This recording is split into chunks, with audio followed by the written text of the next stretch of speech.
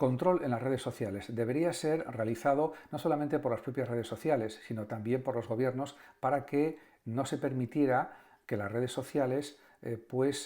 sigan aceptando el anonimato o los nombres ficticios, de tal forma que luego cuando se cometen delitos de odio, delitos de insultos, de vejaciones, de humillaciones, etcétera, las fuerzas policiales se encuentren con muchos problemas y la justicia también para saber quién ha sido el autor de esos delitos de odio o quién ha sido el autor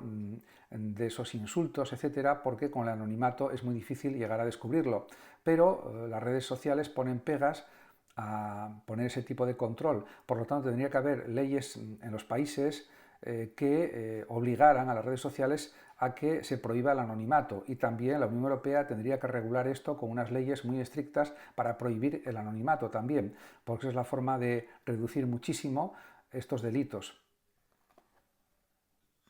Sin anonimato en las redes sociales. Así lo señala también como una necesidad el fiscal de la Unidad de Delitos de Odio, Miguel Ángel Aguilar, que indica que para acabar con los delitos de odio, con los insultos, descalificaciones, en definitiva con las injurias, quizás la única solución es que en las redes sociales no se permita que en las cuentas sean anónimas o que sean con nombres ficticios, etc. En ese sentido, eso sería lo más lógico, pero las redes sociales se ponen pegas, se resisten a hacer eso y al final son un poder que incluso supera a veces al de los estados democráticos. En ese sentido, creo que tendría que haber unas normas de la Unión Europea para que esto fuera posible, que no se permitiera el anonimato en las redes sociales. Cada uno tiene que ser responsable de lo que dice, por supuesto, teniendo en cuenta que existe la libertad de expresión, pero esa libertad de expresión no es ilimitada y no se puede insultar a nadie. Pedro Sánchez y Canarias. En la reunión del presidente de Canarias, de Coalición Canaria, Fernando Clavijo, y el presidente del gobierno, Pedro Sánchez, incluso el propio Clavijo le ha dicho al presidente, parece ser, según dicen los medios de información, que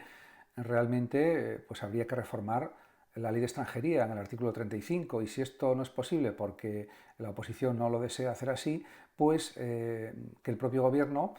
aprobara o sacara un decreto ley de tal forma que se pudiera obligar, entre comillas, a las comunidades autónomas a que acogieran a un cierto número de migrantes, porque Canarias ya está saturado, está lleno de migrantes, no hay más capacidad para más, y en ese sentido parece algo entendible y lógico. En cualquier caso, es verdad que Pedro Sánchez se ha comprometido a enviar 50 millones de euros en lo que resta de año para ayudar al gobierno canario en la acogida de migrantes. Veremos lo que sucede en los próximos meses. Las marcas blancas. Según las últimas investigaciones, copan alrededor del 58,5% de la cesta de la compra de los alimentos en España. Efectivamente, y esto sucede porque las marcas blancas son bastante más baratas, o a veces incluso mucho más baratas que las marcas clásicas o tradicionales. Pero también hay que decir que el nivel de calidad es inferior al de las marcas, porque diríamos que no se tienen en cuenta una serie de parámetros de calidad suficientemente como si sucede en las marcas clásicas, en las marcas de toda la vida.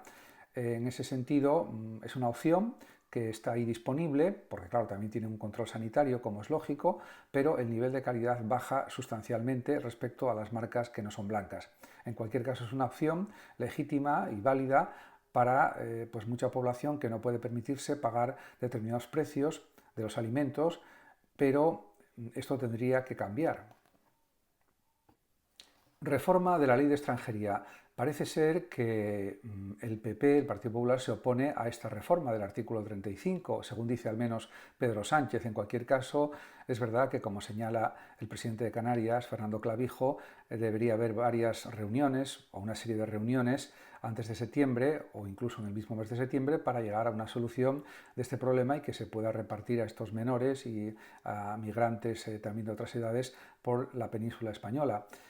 Por el resto de España, porque Canarias tiene una superficie limitada y unos recursos limitados y no se puede comparar con la vastedad del territorio español de la península. En ese sentido, es algo completamente lógico lo que dice el presidente canario. En ese aspecto, tanto las comunidades autónomas, aunque Sánchez ha dicho que es competencia de las comunidades autónomas, tendrían que repensar estas cuestiones y tener una actitud de acogida de los migrantes. parece lo más sensato.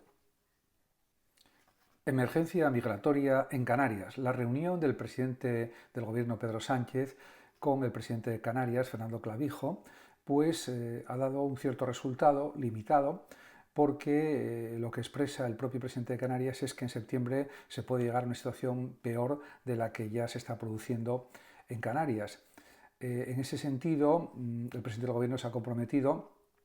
a dar 50 millones de euros para atender bien a los 5.000 migrantes menores que ya están en Canarias y para los que vayan llegando estos próximos meses en lo que resta de año. En cualquier caso, lo que le ha trasladado el presidente de Canarias a Pedro Sánchez es que hace falta pues una modificación del artículo 35 de la Ley de Extranjería, porque Canarias no puede soportar este flujo migratorio de personas y está superando la capacidad que posee el propio gobierno canario para acoger a estas personas.